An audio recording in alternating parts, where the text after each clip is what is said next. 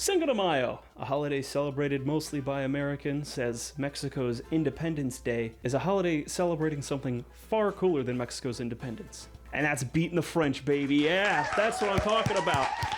Screw those guys.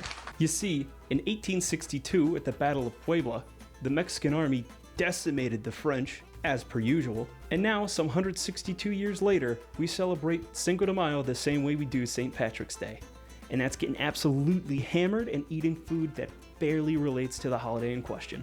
And in honor of the way we celebrate, I wanted to make something that also had little to no relation to Cinco de Mayo. Now don't get me wrong, I still celebrate Cinco de Mayo the same way most other people do. I'll go out of my way, get some tacos, drink some tequila, but that's just like a regular Tuesday for most people. So this year, I wanted to make something special, something physical, something that I could look back on to remember the true meaning of Cinco de Mayo. But since I'm not one for knickknacks, I decided I'd make my souvenir just a little bit more useful. And as a smoke 'em if you got 'em kind of guy, what could be better than an ashtray? So you guys are gonna come with me as I go to 3D model a sombrero. You'll see how those two things tie together. Just wait for it. So when I started this project, obviously you gotta start with the base, but I knew that it needed that curved edge like all sombreros have. So I started with like a ring. I stretched it out, and then I inflated it, that way it would have that depth, and then I cut the top off. Once the top was cut off, I realized that I needed to scoop out that inside, so I wound up taking the shape, making it smaller, and using that as like an impression to create that bowl shape.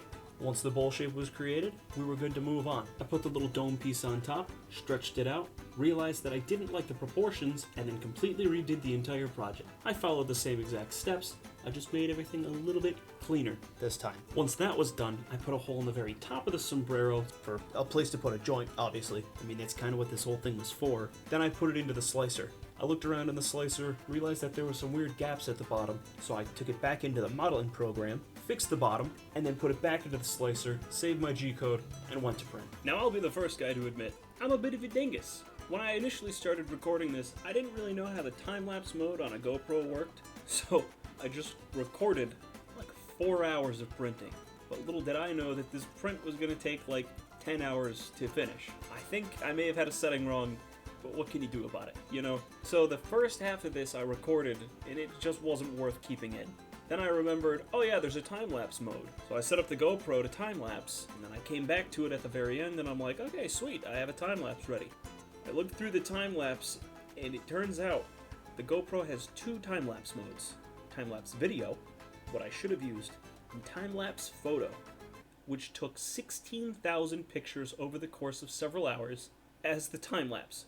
By the way, that's not an exaggeration. Literally, 16,000 images were saved to the GoPro storage. So I used the image sequence tool in my editing program to turn it into a time-lapse, and that's what you're watching right now. And I'm not going to keep this whole thing in here because it's just so stupid. But hey, at least I know how to time-lapse next time. Let's get back to the video. And that's how we got to this point.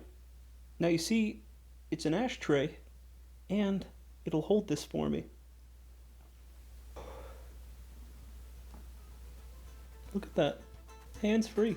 Kind of burning like an incense, which isn't exactly perfect. The ashtray's really just smoking the joint for me. I can do something cool with it. Look, ready? Whoa! I used the ashtray!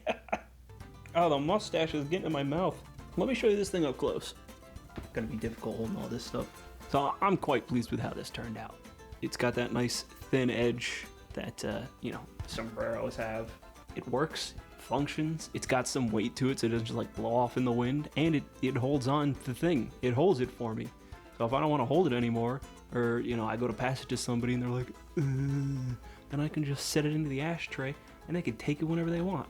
And it also prevents like fire hazards, because it's just going to keep burning and the ash will fall directly into the tray. I gotta tell you, this, it may be a simple print, but I'm quite pleased with how it turned out. I don't really have an outro or anything to say, really, so bye. See you in the next one. One more hit for the road.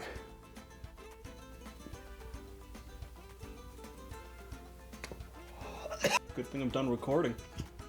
Now I just have to edit. Hopefully I can still do that.